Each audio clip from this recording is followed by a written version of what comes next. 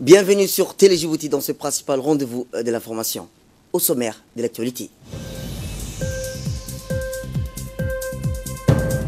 Le chef de l'État, Ismaël Omar Guelleh, a procédé ce matin à l'inauguration du nouveau siège social de l'Est Africa Bank.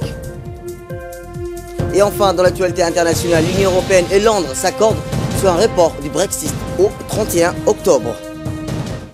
Nous sommes le jeudi 11 avril 2019. Bonsoir et merci de nous accueillir chez vous.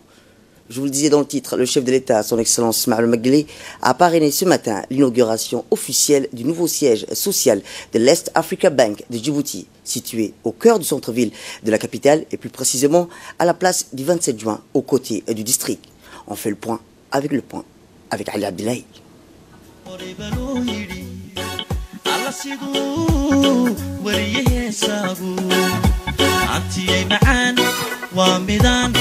hoy laga odhani dhulka hooyo waa lama huraan waana la hubaahaye horta nabadda tiigo muddaa uu haraada qabaye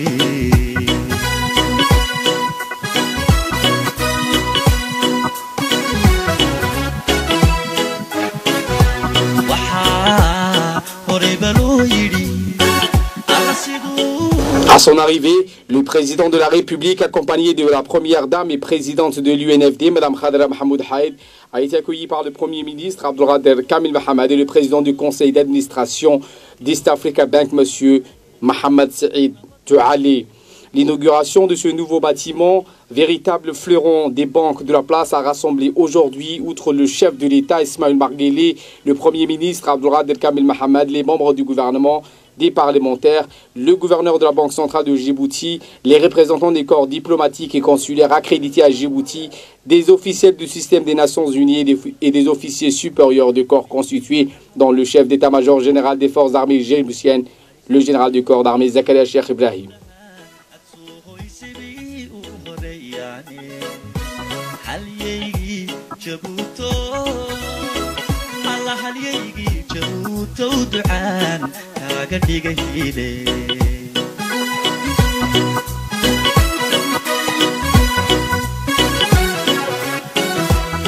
Après la coupure du ruban, le président Ismaël Omar Guelleh, accompagné de la première dame, a effectué une visite des lieux.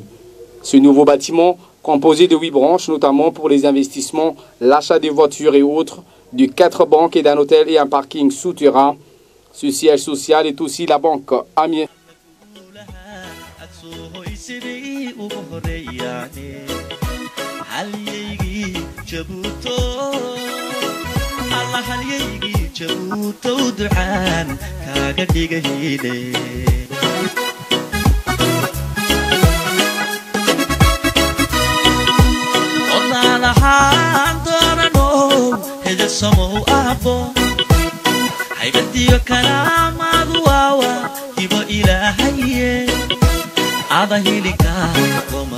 Ce siège social est aussi la banque mère pour toutes les agences du territoire national, une architecture qui traduit la modernisation et symbolise la réussite de cette institution privée depuis sa création.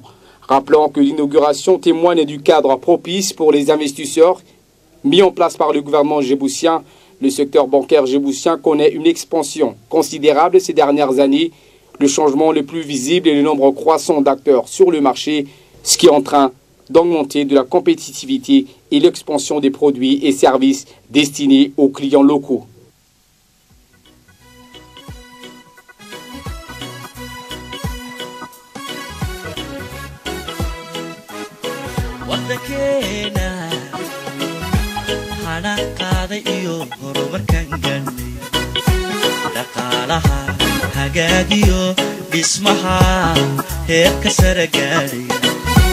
عدد إلي صبرني موحدا لو حروسي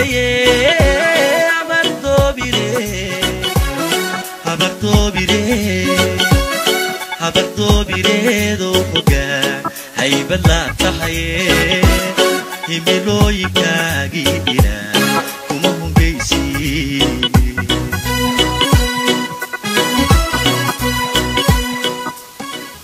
L'inauguration officielle par le président de la République en compagnie de la première dame de cet édifice de plus de 6 étages marque ainsi le début d'une nouvelle ère pour East Africa Bank, devenant ainsi l'un des établissements financiers et bancaires les plus en vue en République de Djibouti. De l'Est Africa Bank, M. Ibrahim Rachid Jafara a souligné dans son allocution que ce nouveau bâtiment traduit la croissance économique et le développement de Djibouti. Le choix de Djibouti, a-t-il dit, pour le groupe Dahab-Shil était pour sa stabilité et le cadre propice pour faire des affaires. Nous ne sommes pas seulement dans le secteur bancaire, nous avons investi dans le projet du câble sous-marin dénommé DAR, a-t-il précisé. Je tiens à rendre hommage ici au défunt gouverneur Jamal Mohamed Haïd, qui a été l'investigateur, a-t-il dit, de ce grand projet. Il a toujours œuvré à ce que Djibouti connaisse une croissance exceptionnelle.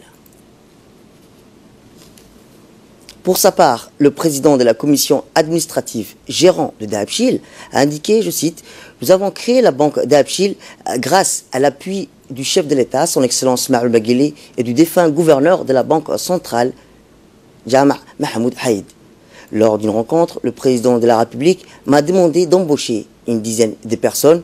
Aujourd'hui, il y a environ une centaine d'employés et nous allons continuer à créer de l'emploi à l'avenir. » Fin de citation.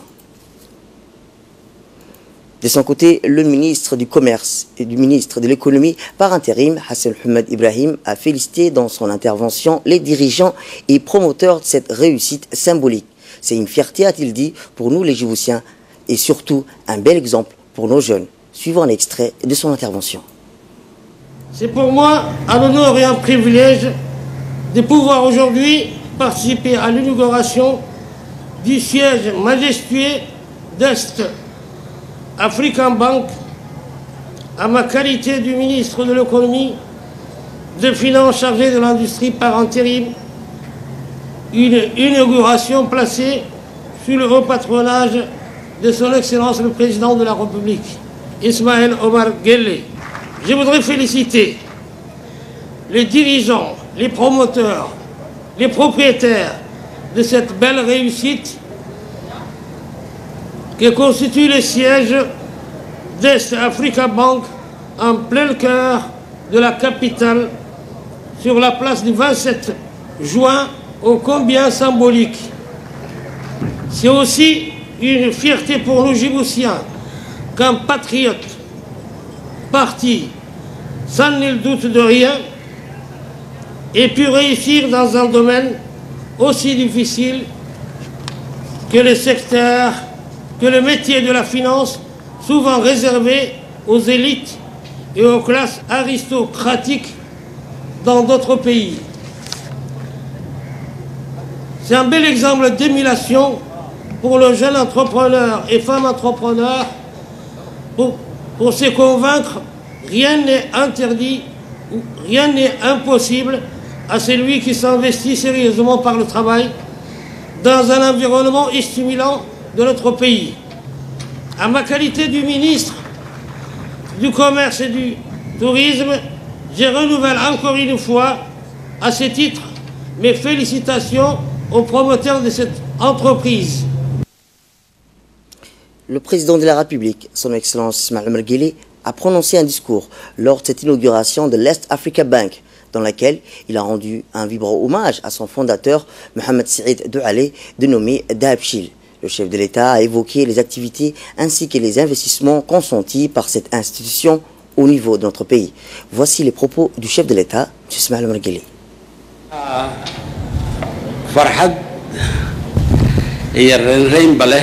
Je suis très heureux et c'est un grand plaisir pour nous d'être ici, sur cette place historique, au centre de notre ville, un lieu prestigieux portant le nom de la date de notre chère souveraineté nationale, à savoir la place du 27 juin. Aussi, à nos yeux, toute bâtisse construite dans cet endroit chargé d'histoire a pour nous une valeur ajoutée. Je rends hommage, a dit le président, à notre cher Mohamed Saïd Doualé, connu sous le surnom de Dahab-Shil. Il faut rappeler que l'honorable Dahab-Shil a joué un rôle majeur pour la société somalienne lors de la guerre civile, en permettant aux différentes familles somaliennes fuyant la guerre et éparpillés à travers le monde de pouvoir s'envoyer de l'argent à travers des centres de transfert créés par Mohamed Saïd Doualé d'Idabchil, ici présent. Par la suite, a continué le président, il a mis en place la Dabchil Bank qui a prospéré très vite. Il faut souligner que les branches bancaires made by Dabchil ne se sont pas arrêtées là. Et aujourd'hui, nous inaugurons ici à Djibouti le siège de East Africa Bank qui existe depuis une dizaine d'années. La création de la East Africa Bank est une volonté du fondateur Mohamed Saïd Doualé. Son grand souhait étant surtout d'avoir un siège de cette banque ici à Djibouti. Pourquoi le choix de ce nom, East Africa Bank? C'est parce que cette dénomination relie l'Afrique de l'Est dans son intégralité. Et partant de là, cela engendre, vous en conviendrez, un esprit de communion, non seulement avec notre emplacement ou situation géographique, mais aussi avec la date de notre souveraineté nationale. La banque étant construite ici sur la place du 27 juin. Si je reviens aux activités proprement parlées ou proprement dites de la East Africa Bank, il faut souligner qu'au vu de la durée très courte de son existence, on ne peut qu'être admiratif quant à la qualité de ses activités et l'ampleur de ses investissements consentis par East Africa Bank. Environ 32 billions de nos francs ont été investis en République de Djibouti selon le directeur général de la East Africa Bank. Nos clients, m'a dit le DG, sont tous satisfaits. Sont tous donc satisfaits de nos prestations, quelle que soit leur forme. D'autant plus qu'East Africa Bank opère aussi bien au niveau du financement islamique que traditionnel, selon la volonté des clients. East Africa Bank, a poursuivi le président, est pionnière dans ce domaine.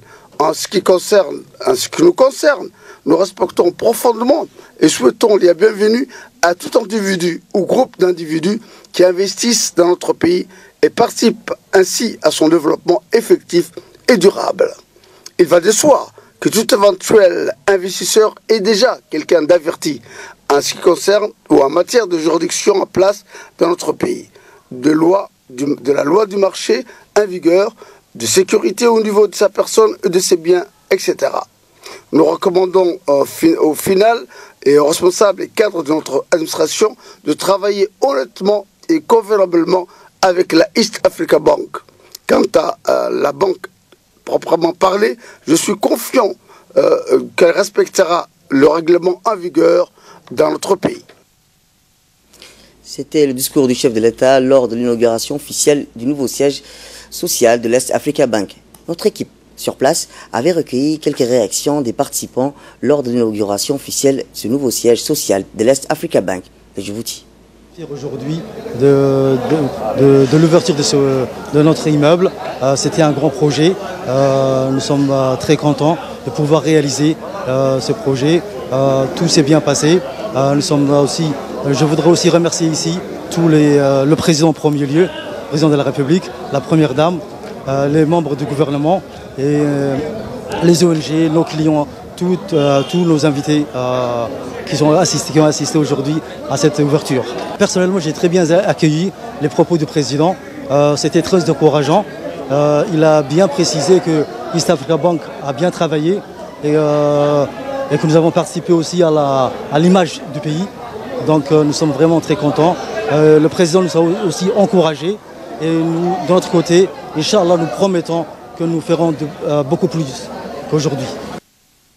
Direction Doha au Qatar, d'où le 140e Assemblée de l'Union interparlementaire s'est achevée hier à Doha au Qatar avec la participation d'une délégation parlementaire conduite par le président de l'Assemblée nationale. Tous les organes statuaires de l'UEP se sont réunis à cette occasion. Le conseil directeur, les commissions permanentes, les comités des droits de l'homme, des parlementaires, les comités sur les questions relatives au Moyen-Orient ainsi que les forums des femmes parlementaires ainsi que les jeunes parlementaires de l'UEPI. Le thème de débat est les parlements vecteurs de le renforcement de l'éducation pour la paix et la sécurité de l'état de droit. En marge de son 40e assemblée de l'UEP à Doha, M. Mohamed Al-Ahmed a eu une série de rencontres bilatérales avec ses homologues des différents pays, des hauts responsables des organisations internationales. Il s'est entretenu successivement avec le président du Parlement de la Géorgie, M. Irakli Godzia, le président du Conseil consultatif de la Shura du Qatar, M. Ahmed bin Abdullah bin Zayd Al-Mahmoud, le secrétaire général de l'UEP et de l'IGAD, Mohamed Adam, le président du Parlement de la Guinée équatoriale, Gaudencio Mohaba, le secrétaire général de l'Union interparlementaire africaine, Idi Dabo Boubacar, les experts de l'Union interparlementaire, Jonathan Lang. Et enfin, le président Ali Ahmed et sa délégation ont été conviés au dîner de clôture offert à tous les participants par le président du Conseil de la Shura du Qatar. De retour à Djibouti, le ministre de l'Habitat, de l'Urbanisme et de l'Environnement, M. Moussa Mohamed Ahmed, a reçu hier M. Francesco Palambella, capitaine de vaisseau et commandant de la base militaire italienne à Djibouti, accompagné de plusieurs officiers supérieurs qui ont pris part à cette rencontre, M. Dini Abdallah Omar, secrétaire général du ministère de l'Habitat, M. Hussein Rilash Roblé, directeur de l'Environnement et du Développement durable, et M. Aden Hassan Elmi, conseiller technique. M. Palambella a fait part au ministre des Activités de protection de l'environnement. Les militaires italiens réalisent dans leur base, il s'agit notamment du traitement de la réutilisation des eaux usées, de la collecte et du tri des déchets solides, notamment les plastiques, la réalisation de compost à partir des déchets organiques et l'utilisation des panneaux solaires pour l'énergie et la construction d'un bâtiment bioclimatique. Le commandant de la base militaire italienne à Djibouti a aussi informé le ministre de l'Habitat, de l'Urbanisme et de l'Environnement sur son projet de réaliser un séminaire sur les activités relatives à la protection de l'environnement. Le ministre de l'Habitat a pour sa part remercié le commandant de la base italienne des actions qui mènent généralement les militaires italiens en faveur de la population de Djibouti. Il a aussi remercié Palambella pour les actions en faveur de l'environnement réalisées par les militaires italiens dans leur base. Le ministre a enfin assuré le commandant de la disponibilité de son département à coopérer avec l'armée italienne dans le domaine de l'environnement. Tout à fait autre chose cette fois-ci. Le secrétaire d'État à la jeunesse et au sport a reçu le premier groupe des fédérations sportives djiboutiennes à son cabinet. Le secrétaire d'État à la jeunesse et au sport a reçu dimanche dernier dans son cabinet plusieurs fédérations sportives djiboutiennes pour une réunion de travail. Et ont participé à cette première réunion de travail avec le ministre de tutelle, les fédérations djiboutiennes de football, handball, basketball et volleyball. Au cours de ces discussions, les hauts responsables djiboutiens et les dirigeants des fédérations présentes sur place ont survolé les besoins et les exigences techniques et administratives palliées en vue de relever ensemble les défis et les voies et moyens permettant d'impulser une dynamique susceptible de garantir un essor linéaire au sport national. Les fédérations dans cette rencontre se sont déclarées confiants quant à l'avenir, s'engagent à s'acquitter pleinement des tâches qui leur sont dévoluées. Enfin, selon un calendrier préétabli, le secrétaire d'État à la jeunesse et au sport recevra dans les domaines qui suivront d'autres groupes de fédérations sportives pour des réunions de travail similaires. Toujours dans l'actualité nationale, le secrétariat exécutif chargé de la réforme et de l'administration, autrement dit le SECRA, a organisé ce matin un atelier sur l'introduction de la déclaration des services aux citoyens dans la commune de Balbala. L'événement a été présidé par le secrétaire et chargé de la réforme et de l'administration, Mohamed Awal Adr, le préfet de la ville de Djibouti, Osman Bilegiri et le directeur de l'Institut national de l'administration publique, l'INAP. Rappelons, l'objectif de cette formation s'inscrit dans le cadre de la vision du chef de l'État qui est d'amorcer la mise en place d'une gouvernance administrative plus accessible aux populations et plus soutenable pour le développement social et économique. Les ministères concernés peuvent réaliser un volet d'intervention, de modération pour la démocratisation du recours à la déclaration de services aux citoyens.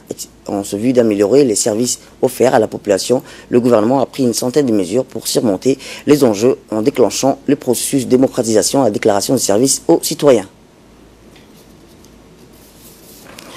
Le secrétaire exécutif chargé de la réforme et de l'administration, M. Mohamed Awale, a déclaré que le processus tendant à généraliser l'adoption et la déclaration des services aux citoyens est une mission très importante. Pour que cette mission soit une réussite, a-t-il déclaré, il faut qu'il y ait des efforts considérables dans l'implication des autorités politiques pour rendre effective l'appropriation de la déclaration des services aux citoyens chez les structures administratives, a-t-il martelé avec insistance. De là, nous passons à ce qui domine l'actualité hors de nos frontières régionales. Le ministre de la Défense soudanais a confirmé le 11 avril aujourd'hui l'arrestation de Omar Hassan al-Bashir et la mise en place d'un conseil militaire de transition. Le ministre a déclaré un état d'urgence de 3 mois et affirme qu'un conseil militaire de transition gouvernerait le pays pendant 2 ans. L'espace aérien sera également fermé pendant 24 heures. Avant même cette annonce, des milliers de Soudanais en liesse avaient envahi les rues de Khartoum. Des véhicules de l'armée avaient été déployés et divers endroits stratégiques de la capitale.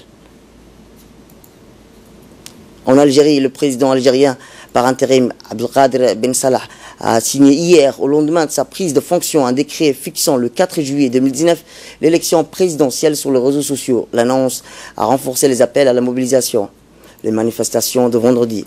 Depuis l'annonce de sa prise de fonction pour assurer la transition après la démission du président Abdelkader Ben Salah a cristallisé une grande partie le mécontentement populaire.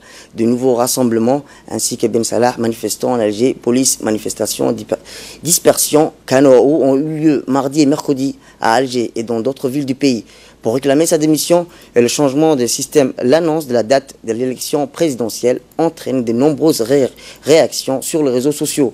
Loin des calmes, l'esprit, elle avait vécu comme une provocation renforçant les appels à se mobiliser pour le 8e vendredi consécutif. Je vous le disais aussi dans le titre, le 27, on proposait hier à Londres de reporter la date du Brexit au 31 octobre avec un point d'étape en juin. Theresa May a accepté, mais conserve l'option de quitter l'Union européenne avant le 22 mai pour éviter d'organiser des élections européennes. Bruxelles et Londres se sont finalement accordés sur un report Brexit, jusqu'alors programmé vendredi 12 avril, après avoir déjà été repoussé. La date du 31 octobre se situe juste avant la prise de fonction en novembre de la nouvelle Commission européenne. Le point d'étape en juin interviendra, lui, au cours d'un sommet européen régulier déjà programmé le 20 au 21 juin. Et enfin, dans l'actualité internationale domaine sport, le FC Barcelone s'impose sur la pelouse de Manchester United, victoire 1-0 pour ce quart de finale aller de la Ligue des Champions. Des Catalans victorieux mais pas peu inspirés qui ont bénéficié d'un but de Lucas Shaw contre son camp. Manchester United devra donc une nouvelle fois réaliser un exploit pour espérer se qualifier pour le demi-finale, match retour au Camp Nou le 16 avril prochain. L'autre rencontre d'hier soir opposait l'Ajax à la Juventus de Turin. Les deux équipes se sont neutralisées partout malgré une nette domination des Néerlandais. But de Cristiano Ronaldo pour la Juve et David Neres pour l'Ajax. Match retour elle aussi le 16 avril sur la pelouse des Italiens. Ce journal vous a été réalisé par l'ensemble de la rédaction. Merci à vous de l'avoir suivi. Je vous souhaite à tous et à tous de passer une excellente week-end sur Télé Djibouti.